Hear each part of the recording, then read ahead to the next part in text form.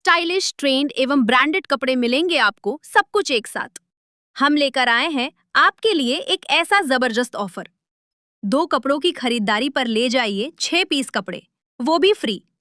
साथ ही suit blazer पर 70%, jacket पर 60%, सिलेक्टेड स्टॉक पर 70% छूट। हमारे पास है प्रीमियम रेमंड फैब्रिक से बने कैजुअल व फॉर्मल कलेक्शन। हमारा पता है LM street, exclusive store, Ashok स्तंभ के पास, रतनगढ़, चूरू। शहर की रहने वाली 26 वर्षीय विवाहिता ने दहेज की मांग पूरी नहीं करने पर ससुरालजनों के खिलाफ मारपीट करने, दहेज मांगने एवं स्त्रीधन हड़प लेने का मुकदमा शनिवार को दर्ज करवाया है। पुलिस ने बताया कि आयना पुत्री सुरेंद्र नायक, हाल निवासी राघव सिटी, रतनगढ़ ने रिपोर्ट दी है कि उसकी शादी सुजानगढ़ तहसील के गांव खालिया निवासी कन्हैयालाल के साथ 13 जुलाई 2019 को हुई थी। शादी में उसके पिता ने हैसियत से बढ़कर दहेज दिया था, लेकिन ससुराल पक्ष दिए गए दहेज संतुष्ट नहीं हुए तथा बाइक व नकदी रुपए की मांग करने लगे। इन लोगों ने स्त्रीधन हड़प लिया तथा मारपीट करने लगे तथा बाइक व 3 लाख रुपए लाने की डिमांड की। 2-3 बार बीच में समझाइश भी हुई, लेकिन ससुराल पक्ष के लोग अपनी हरकतों से बाज नहीं आए तथा उसके साथ मारपीट करते हुए उसे घर से निकाल दिया और स्त्रीधन हड़प लिया। पुलिस ने मुकदमा दर्ज कर जांच प्रारंभ कर दी है। रतनगढ़ वासियों, अब इलाज के लिए नहीं जाना पड़ेगा दूर दराज, क्योंकि आपके अपने शहर रतनगढ़ में शुरू हो चुका है सुमंगलम हॉस्पिटल, जहां एक ही छत के नीचे उपलब्ध है एलोपैथिक और आयुर्वेदिक स्वास्थ्य सेवाएं। सुमंगलम हॉस्पिटल में गर्भवती महिलाओं को प्रसव के लिए बाहर जाने की भी जरूरत नहीं, क्योंकि यहां है 30 वर्षों की अनुभवी डॉक्टर आभा कालरा और ट्रेंड नर्सिंग स्टाफ। गर्भवती महिलाओं की नॉर्मल और सीजेरियन डिलीवरी हेतु आधुनिक लेबर रूम, साथ ही डिलीवरी पर दी जा रही है विशेष छूट। हमारा पता है Sumangalam hospital, Churu bus stand के पास, रतनगढ़। भानीधोरा के पास बन रहे उच्च जलाशय निर्माण के दौरान काम में ली जा रही जेसीबी द्वारा की गई खुदाई के दौरान टंकी तक आने वाली पेयजल आपूर्ति लाइन क्षतिग्रस्त हो गई, जिसके चलते 1 घंटे तक मीठा पानी बहता रहा। शनिवार की दोपहर उक्त पाइपलाइन क्षतिग्रस्त हो गई थी। जब इस संबंध में विभाग KXEN महेंद्र कांटीवाल को अवगत करवाया गया तो उन्होंने टेक्नीशियन टीम को मौके पर भेजा तथा पाइपलाइन को दुरुस्त करवाया, लेकिन 1 घंटे तक पानी बहता रहा, जो चूरू सड़क मार्ग पर एकत्रित हो गया। पूर्व पार्षद जयप्रकाश चोटिया ने बताया कि घटना के तुरंत बाद उन्होंने जलदाय विभाग KJEN को फोन किया, लेकिन उनका फोन रिसीव नहीं हुआ। अधिकारियों द्वारा फोन नहीं उठाने के कारण मीठा पानी व्यर्थ बह गया तथा इस उच्च जलाशय से जुड़े कई वार्डों के हजारों उपभोक्ताओं को शनिवार की शाम बिना पानी के रहना पड़ा। नाक, कान, गला रोग और सुनने व बोलने से संबंधित समस्याएं। स्पीच थेरेपी स्पेशलिस्ट और ऑडियोलॉजिस्ट। दिन प्रत्येक रविवार।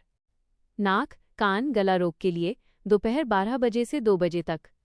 सुनने व बोलने की समस्याओं के लिए दोपहर 1 बजे से 3 बजे तक। थान Bhama medical and general store, बीरा के मंदिर के सामने, अगुड़ा बाजार, रतनगढ़। बजट घोषणा वर्ष 2022-23 में स्वीकृत पड़िहारा धात्री सड़क मार्ग पर 1,62,35,000 रुपए खर्च हुए तथा 6 किलोमीटर लंबी बनी सड़क सितंबर 2023 में पूरी हुई थी। लेकिन इस सड़क निर्माण में रही खामियों के कारण पूर्व में भी यह सड़क 2 भागों में विभाजित हो गई थी, जिसे दुरुस्त किया गया और अब वर्तमान में इस सड़क के किनारे मिट्टी का कटाव होने से यह सड़क क्षतिग्रस्त हो गई है, जबकि इस निर्माण कार्य की गारंटी कार्य समाप्ति की तिथि से 5 वर्ष तक है। क्षतिग्रस्त सड़क की वजह से उक्त मार्ग पर कई हादसे भी हो चुके हैं। हल्की बारिश में ही इस सड़क के किनारे से मिट्टी का कटाव हो जाने से यह सड़क कई जगहों से क्षतिग्रस्त हो चुकी है, जिसके चलते इस मार्ग से आवागमन करने वाले वाहन चालकों को काफी परेशानी का सामना करना पड़ता है। शीघ्र ही सड़क को दुरुस्त नहीं किया गया तो उक्त सड़क मार्ग पूर्णतया क्षतिग्रस्त हो जाएगा, जिससे ग्रामीणों को काफी परेशानी का सामना करना पड़ेगा। घुटनों, रीढ़ की हड्डी, जोड़ों की दर्द से संबंधित सभी बीमारियों से परेशान लोगों का उपचार के लिए फिजियोथेरेपी शिविर का आयोजन प्रत्येक दिन किया जाता है। शहर के बीरा मंदिर के पास स्थित Bhama medical and general store पर प्रत्येक दिन सुबह 10 से शाम 7 बजे तक बाहर से आए हुए डॉक्टरों द्वारा अपनी सेवाएं दी जाती है, जिसमें इस बीमारी से ग्रसित लोगों का समुचित उपचार किया जाता है। जयपुर, सीकर एवं बीकानेर से दवा मंगवाने के लिए भी संपर्क करें।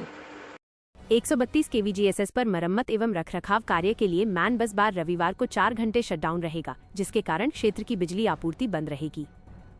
132 kV की AN सुप्रिया सोनम ने बताया कि GSS पर रखरखाव कार्य का सुबह 6:30 बजे से 10:30 बजे तक चलेगा, जिसके कारण शहर सहित रीको, PMC राजलदेसर, पड़िहारा आदि क्षेत्रों की बिजली आपूर्ति बंद रहेगी। शहर के जिला अस्पताल में गर्भवती महिलाओं की सहायता के लिए शुक्रवार को प्रसव हेल्प डेस्क सहायता शुरू की गई है। पीएमओ डॉक्टर सुरेंद्र कुमार ने बताया कि हेल्प डेस्क पर गर्भवती महिलाओं की सहायता के लिए अस्पताल में 24 घंटे प्रसव सखी उपलब्ध रहेगी, जिससे गर्भवती महिलाओं को अस्पताल में पहुंचते ही सभी आवश्यक जांच व उपचार समय पर मिलेगा। जिला अस्पताल में प्रसव हेल्प डेस्क के साथ HRP वाली गर्भवती महिलाओं के लिए बेड आरक्षित किया है। इसके अलावा गर्भवती महिला को प्रसव व प्रसवोत्तर अवधि तक प्रसव सखी माध्यम से सहायता व समन्वय तथा हाई रिस्क वाली गर्भवती महिलाओं को प्राथमिकताओं के आधार पर विशेष सेवाओं को जोड़ना शामिल है। इस मौके पर नर्सिंग अधीक्षक बाबूलाल बाकोलिया, डॉक्टर प्रेम कुमावत, डॉक्टर पम्मी कोचर, नर्सिंग अधिकारी सावित्री, गायत्री, रामदेवी, सुमित्रा सहित कई कर्मचारी उपस्थित थे। खातेदारी जमीन के लिए 60 वर्षीय वृद्ध को उसकी ही अपनी संतानों ने मारपीट कर बंधक बनाकर यातनाएं दी और इस क्रूर कार्य में वृद्ध की पत्नी ने भी बेटे व बेटियों का साथ दिया। घटना को लेकर शहर की खेमका बगीची के रहने वाले 60 वर्षीय प्रभुदयाल जांगिड़ ने पुलिस में मामला दर्ज करवाया है। प्रभुदयाल ने रिपोर्ट में उल्लेख किया है कि वे मूलतः गांव पाबूसर के रहने वाले हैं और उनका खातेदारी का खेत सुजानगढ़ फाटक के पास है, जहां पर वह ढाणी बनाकर रहता है। उसके बेटे आदतन शराबी है और आए दिन रुपयों को लेकर उससे झगड़ा करते हैं। पत्नी कमला देवी, पुत्र नंद किशोर व राजेंद्र, बेटी लक्ष्मी व कौशल्या आए दिन रुपयों की मांग करते हैं। करीब 6 माह पूर्व इन सभी ने उसकी खरीदी हुई पिकअप की बिक्री बिना इजाजत कर दी और उसके रुपए आपस में बांट लिए। जब उलाहना दी तो इन लोगों ने उसके साथ मारपीट की। अब खातेदारी की भूमि अपने नाम करवाने के लिए दबाव बनाया और 19 जून की सुबह सुनियोजित योजना से ढाणी में आकर मारपीट की, जिससे वृद्ध के काफी चोटें आईं। इन लोगों ने पेड़ से रस्सी से बांधकर यातनाएं दी। उसके बाद ये लोग वृद्ध को एक निजी अस्पताल में लेकर आए, जहां पर उपचार करवाकर पुनः ढाणी में बंद कर दिया। करीब 10 दिनों तक रस्सी से बांधकर ढाणी में बंधक बनाकर उसे रखा। 29 जून को जब ये लोग पुनः निजी अस्पताल में उपचार के लिए लेकर आए तो वहां पर शोर मचाया, जिससे भीड़ एकत्रित हो गई तथा ये मौका पाकर वहां से भाग गया और अपने भाई मदन लाल के घर आ गया।